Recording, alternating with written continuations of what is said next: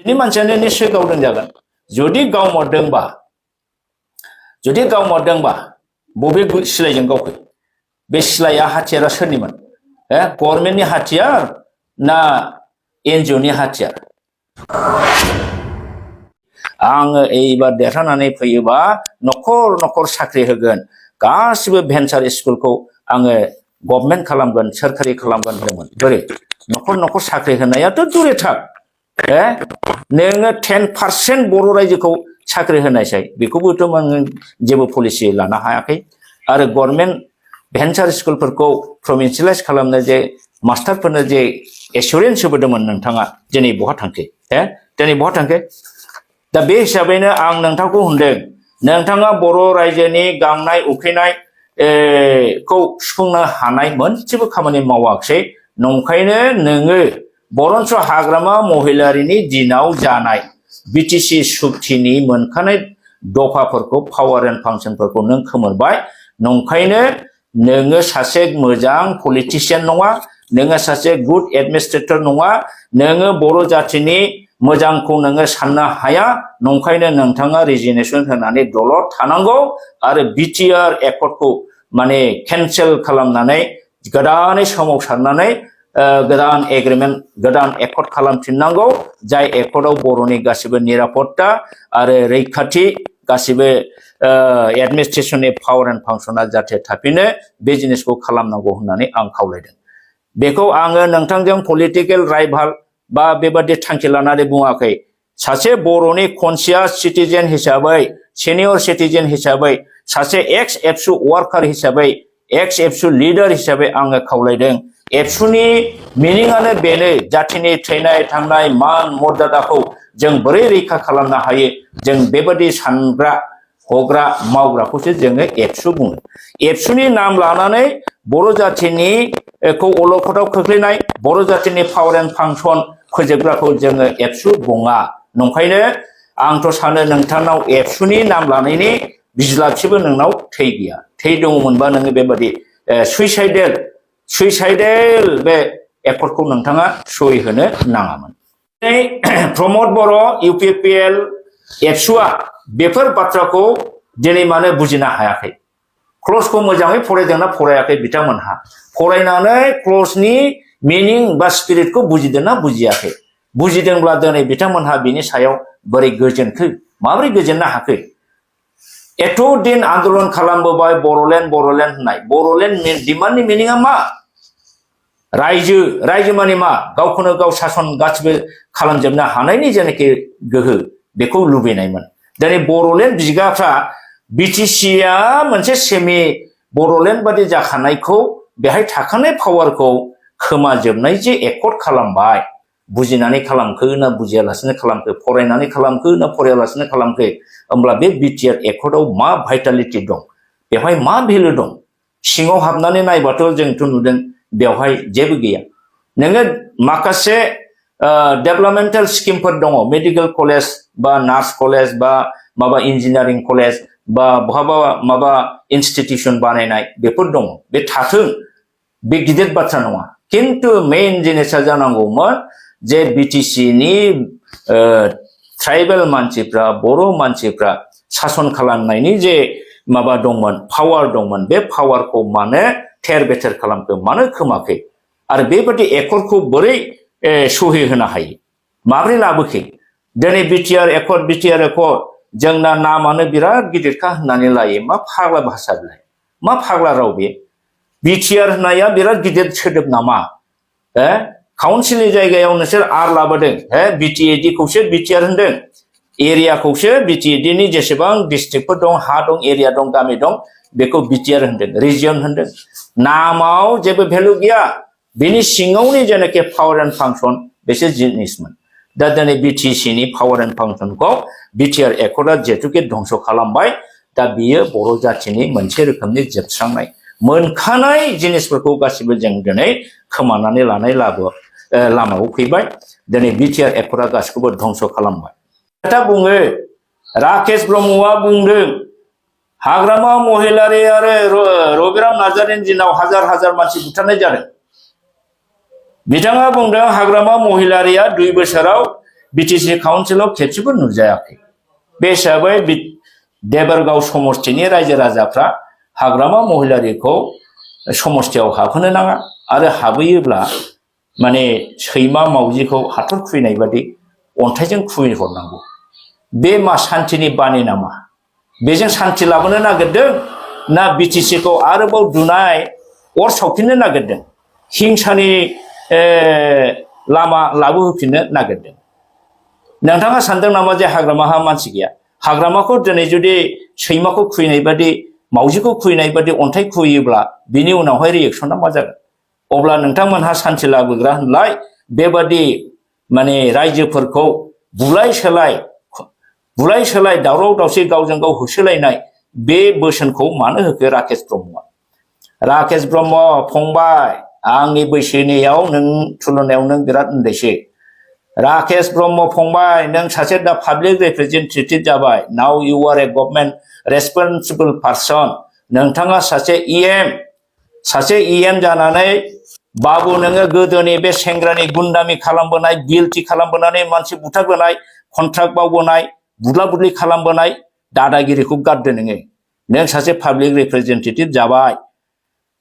नोंथांनाव दिनै नोंथांनि दासिम जेसेबां खुगायाव गाज्रि आनपार्लियामेन्टारियान वार्डफोर जायफोर ओंखारो बेखौ लागाम हम ब्रेक हो शोभा मोना सासे इएम सासे पाब्लिक रिप्रेजेन्टेटिभ सासे गभर्नमेन्टनि दायित्व गोनां मन्त्रि पद लानाय मानसिनि खुगायाव बिदि सोरखौबा बुनांगौ सोरखौबा हाथर खुबैनांगौ सोरखौबा सैमा बादि अन्थाइजों खुबैनांगौ बेबादि होननाया दानि बे समाव नोंथाङा सासे इएम जानानै बेबादिखौ बुंनो नाङा शोभा मोना लाजिथावथाव दाथ' जोंथ' लाजिदोंसो बेबादि सासे मानसिखौ मुसलपुरनि रायजोफ्रा माब्रै सायख'हरखो एमसिएलए हिसाबै आरो नोंथाङा बोरै इएमनि पदआव बोरै जिरायखो दा नोंथाङा नोंथांनि जेनाखि पदमर्यादा नोंथांनि पस्टनि जेनाखि मान सन्मान बे मान सन्मानखौ जागासिनो दं नंखायनो नोंथाङा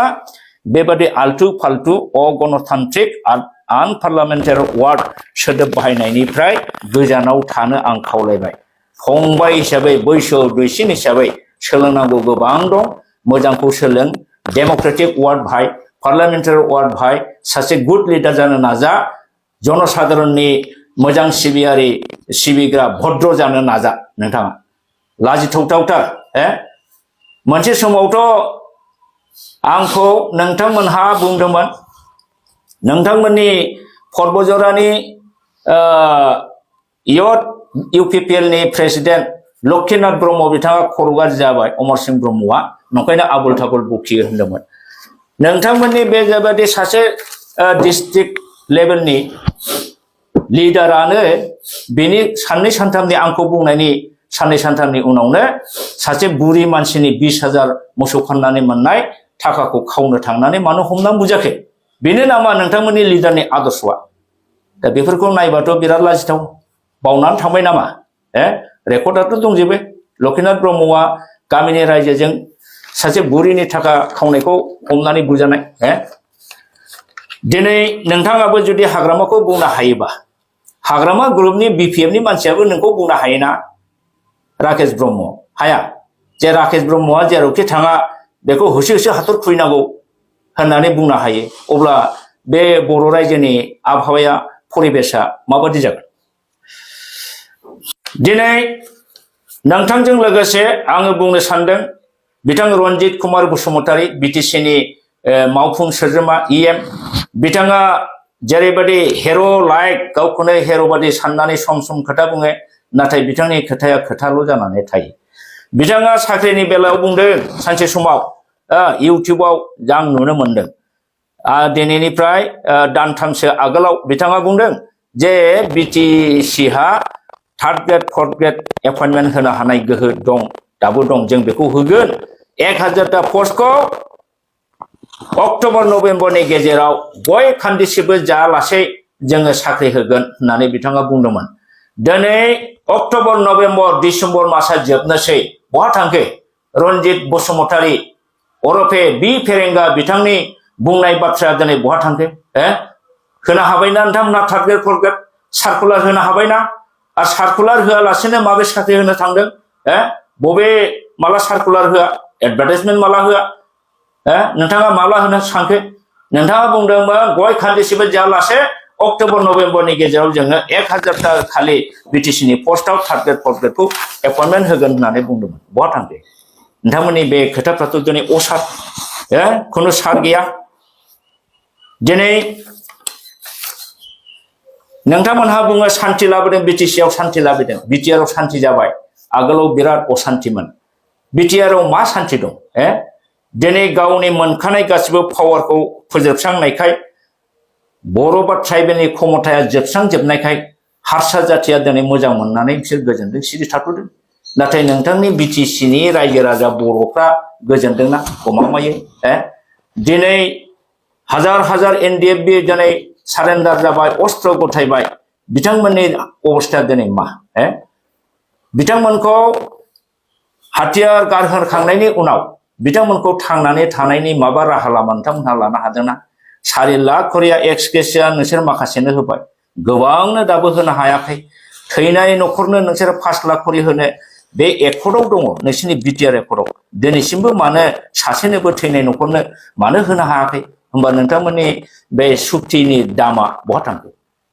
दिनै नोंथांमोनहासो सान्थि जादों इएम पावाराव थानायखाय दिनै रन्जन दैमारि बिथांनि गोसो बिथांनि न'खरनि मानसि बिथांनि केडारफ्रा दिनै बेसेबां माने दुखुआव दं उसुखुथुआव दं आरो नोंसोर होनो सान्थि सान्थि नोंसोरनि बे हारसाफोरखौ गोजोन होनो खालामनाय सुक्तिजों सान्थि जागोन दिनै बे एनडिएफबि केडारफोरा जुदि बिसोरो गावसोरनि दाबि दाबाखौ मोनफुङाबा थांनानै थानायनि राहा मोनफुङाबा रन्जन दैमारिखौ सख'नो हायाबा बिसोर सान्थि थागोन दा कयेकटा दिन बिथांमोनहा नेनानै दं बिथांमोननि गोसो सिङाव दोमो दोमो खामनानै दं उसुखुथु जानानै दं सानसे समाव बे दोमो दोमो खामनाय अरा थुब्लाव जोंखांगोन बे समाव नोंथांमोनहा जेबो फात्ता मोननाय नङा नायबाय था नेबाय था नोंसोर सान्थि होनदों बे सान्थि जायो नामा आच्छा नोंथांमोन बादि रन्जित बसुमतारी प्रमद बर' राकेश ब्रह्ममोनहा सान्थिनि खोथा बुङो जों सान्थि लाबोबाय बिटिआरआ सान्थि जाबाय हाग्रामा महिलारिनि दिनाव हाजार हाजार मानसि बुथारोमोन होनना बुंबाय मानिबाय जों नोंसोर सान्थि लाबोदों रन्जित बसुमतारीमोन बादि सान्थि लाबोग्राया सान्थिनि बानि होग्रा सान्थिनि बार्ता होग्राया दिनै बिथांनि एनजिअफोरनि सासे सोद्रोमाया सासे बर' सेंग्राखौ मोनानि 10टायाव हान्थुआव सिलाइजों गावनाय गुलिजों गावनानै आघात खालामनाया बे मा सान्थिनि बार्ता दिनै इउटिउबाव मिडियायाव ससियेल मिडियायाव ओंखारबाय बोले 10टायाव ना नायनो थांनायाव सासे बर' सेंग्राखौ हान्थुआव रन्जित बसुमतारी बि फेरेंगानि एनजिअनि मानसिया गावदों माब्रै गावनो हाखो मानसिखौ मोनायाव नुब्लानो गावो नामा आरो बेबायदि गावनायजों सान्थि लाबोनो सानदों नामा दिनै बे निउस मिडियायाव ओंखारनायनि उनावबो जोंहा रन्जित बसुमतारी बिथाङा क्लियारेसन दिनैसिमबो होआखै गावनि मानसिया गावाखैबो बुंनो हायाखै बिथाङा गावजाग्राथ' होनदों सिनायोबो एनजिअनि मानसिया गावदों होनदों दिनै बेखौ निउसाव ओंखारसेयावबो रन्जित बसुमतारीनि नाम बुंसेयावबो दिनै बिथाङा दिनै मानो गावनि मानसिया गावाखै मानो बुंनो हायाखै बुंनो हायैनि खारना मा थारमाने नंगौ रन्जितनि मानसियानो निश्चय गावदों जागोन जुदि गावमारदोंबा बबे सिलाइजों गावखो बे सिलाइया हाथियारा सोरनिमोन गभर्नमेन्टनि हाथियार ना एनजिअनि हाथियार एनजिअआ बोरै हाथियार मोनखो बेनि गुलिया सोरनिमोन दिनै बिथाङा क्लियारेसन हो रायजोनो आरो बेबादि गुलि गावनाय कालचारखौ दिनै बिथांमोनहा लाबोफिननो सानबाय नामा आरो बेबादि जुदि गुलि गावनाय कालचारा फैफिनोब्ला बेहाय मा बिटिआरआ सान्थि जागोन ना असान्थि जागोन मानि इंगित बिलाइ थारमाने गोहो दंब्ला नोंनाव सिलाइ दंबा 2 नाम्बार सिलाइजोंबाबो नोङो जानला मोनला मानसिखौ गाव बे बोसोनखौ होनाय जादोंना जायाखै नंखायनो आङो रन्जित बसुमतारी बिथांखौ खावलायनो सानो जुदि नोंथांनि एनजिअआ गावमाराखैबा गावमाराखै फोरमान दंब्ला हो होननानै चेलेन्ज खालामनानै नोंथाङा क्लियारेसन हो आरो सिरि थायोब्ला जोङो बयबो सानगोन नोंथांनि एनजिअआनो मावदों गावदों आरो एनजिअआ गावदोंबा गभर्नमेन्टनि सिलाइजों गावदों ना 2 नाम्बार सिलाइजों गावदों बेखौबो क्लियारेसन नोंथाङा हिसाबाव रायजोनो होनांगौ रायजोआ दिनै बयबो लुबैदों बबे सिलाइजों गावखो गभर्नमेन्टनि सिलाइजों गावखो ना पुलिसनि सिलाइजों गावखो ना व्यक्तिगत कालेक्सन खालामनानै लानाय सिलाइजों गावखो दिनै रन्जित बसुमतारिया सासे जनप्रतिनिधि पाब्लिक रिप्रेजेन्टेटिभ होनानै बेनि सायाव क्लेरिफिकेसन होनांगौ